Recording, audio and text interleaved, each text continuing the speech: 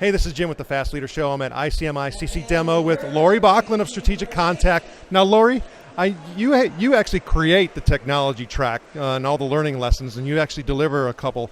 But this week you've been talking about the Wild West. What are you talking about? Yeah, so I've been sharing with everyone that based on what's going on with mergers and acquisitions, with financial bankruptcies in our market, as well as a ton of new emerging vendors, that's one piece of the Wild West. Makes it very difficult for people to kind of sort through all the different solution options.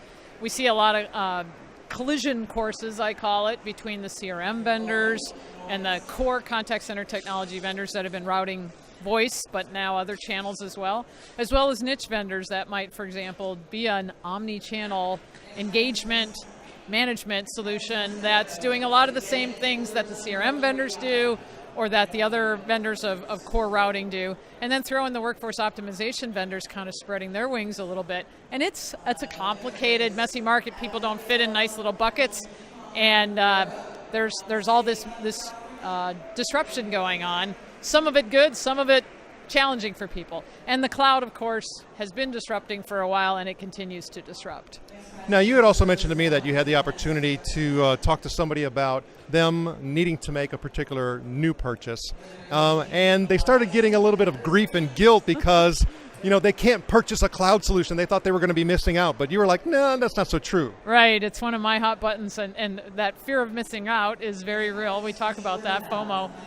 But they said they wandered around the floor and felt like people were kind of feeling bad for them, that they have to buy a premise solution. And the reason they're doing that is their IT has kind of laid out we won't do cloud. And some IT departments have good reasons for that. They're concerned about certain things. They want control. And I told them, don't feel bad. These are all still very viable options. Premise, there's multiple versions of cloud, private cloud, or hosted, it's sometimes referred to, kind of dedicated platform. And then the more emerging, the multi-tenant, some people refer to it as public cloud, being kind of the hot and exciting topic and where everybody's going, but it's not the only answer, and it's certainly not the answer for everybody. Yeah, I think that's a really important point. And so one of the things that you do through Strategic Contact is actually help people navigate this Wild West. Is that correct? Yeah, I'm starting to think I need a lasso and some spurs. That's one of the things we do. We help people with a lot of strategic planning, deciding on what the best we call it a sourcing option. Should they do cloud or premise, and if cloud, what type of cloud? And then navigating that messy landscape of who are the right kinds of vendors to meet their needs, functionally, architecturally, service level agreements and commitments for uptime and reliability, the way they provide support. There's a lot of factors that go into that. And of course, it's not just what do the vendors do, but what are you going to do on your side with your contact center roles and your IT roles. So we help people sort through what's a pretty difficult decision these days. Well, and I think for me, what I see a lot of folks do is they oftentimes are going through a procurement process and they try to essentially put all these things together and slap it into some type of RFP or RFI or RFQ, whatever they want to call it, and try to actually educate themselves through that process. Is that a smart thing to do? Yeah, the RFP world is changing dramatically. That's part of the Wild West too. So what we see with that, we actually have a lot of times we don't want to call anything an RFP. Some vendors won't even play. The vendors want relationships. They're partners as well. So when we're helping people through that process, we still want due diligence. We don't want people to just kind of make decisions. And because so many people are under a speed pressure, there's a lot of people that do kind of push that process too fast. So we want people to take time, but we also want them to recognize you can't do it at arm's length. While some big companies still want very structured, formal RFP processes, and they will call it an RFP, unless you're a big brand with a big center, a big price point of what you're talking about, that's harder to get the vendors to play.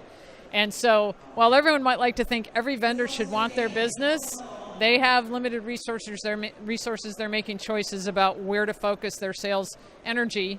And so going through the due diligence process and kind of adapting it to the market and to the situation based on size and the nature of it is pretty important. And honing in on the right vendors and having clarity on sourcing decisions. So if you look like, hey, I want to look at everything and then I want to evaluate it, the vendors are going to be like, yeah, I'm not going to get too serious about this until you get serious about it. Yeah, I think that's a really important point, is that I think there's been a whole lot of, let's just say, purchaser arrogance.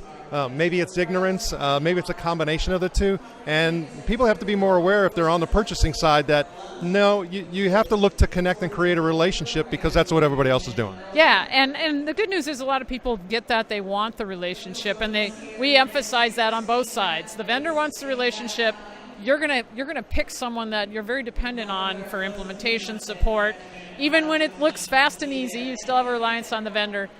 So we think that's really important, that you do build those relationships. So even when it is an RFP process, we encourage people to meet with the vendors early on, meet with them multiple times during the evaluation process, and really dive deeply into functional questions, service level agreements, all the different piece parts I mentioned that help you decide, is this a good partner to work with, because it's so important to your contact center's success. Yeah, and I think the mind shift has to be more of one of an investment and a return versus just a transaction and a purchase. Yeah, it is. And those that have rushed through it sometimes have buyer's remorse, which can be driven by, I thought I was getting X and I'm not, or it could be driven by, wow, this system's down more often than I thought, this is a problem. Or I've been submitting tickets and I'm not getting them cleared. So those are just examples of what we see in reality in the trenches when people rush to judgment on, I'm going with this one, and they can do it fast, and they don't end up getting exactly what they thought they would. So. Well, Lori Bachlan of Strategic Contact, you can learn more about her at strategiccontact.com. She also is a frequent contributor to a lot of different outlets within the industry. We thank you for sharing your wisdom and knowledge and wish you the very best.